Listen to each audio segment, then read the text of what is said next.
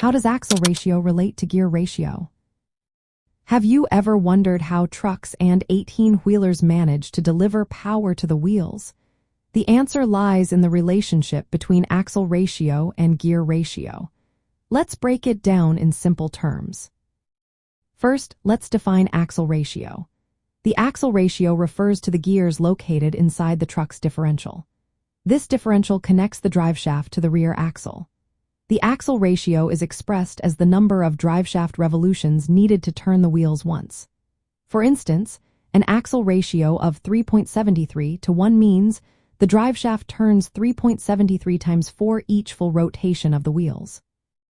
This ratio is determined by the number of teeth on the ring gear divided by the number of teeth on the pinion gear.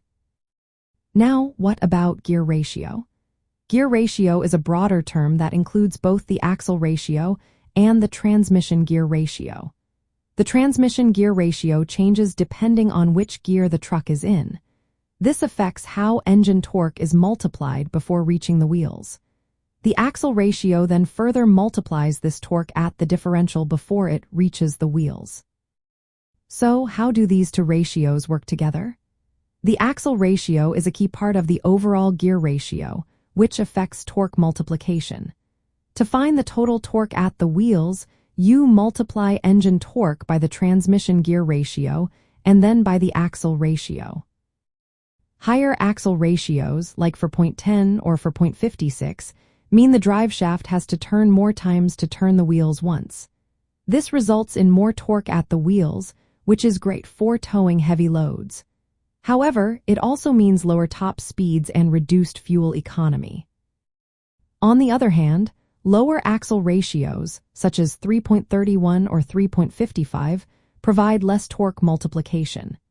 This can lead to better fuel efficiency and higher top speeds, making them ideal for trucks used primarily for highway driving.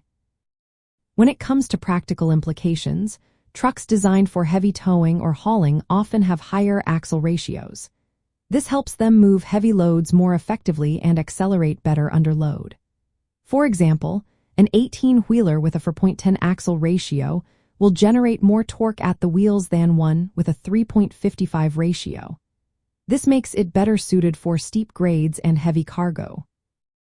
However, keep in mind that higher axle ratios can increase engine revolutions per minute at highway speeds, which can reduce fuel economy. Conversely, trucks that are used mainly for long-distance driving with lighter loads may benefit from lower axle ratios to maximize fuel efficiency and reduce engine wear. Choosing the right axle ratio is all about finding a balance between towing capability and fuel economy. This decision is often influenced by the truck's intended use. Understanding how axle ratio relates to gear ratio is essential for anyone looking to select or configure a truck or 18-wheeler for specific tasks.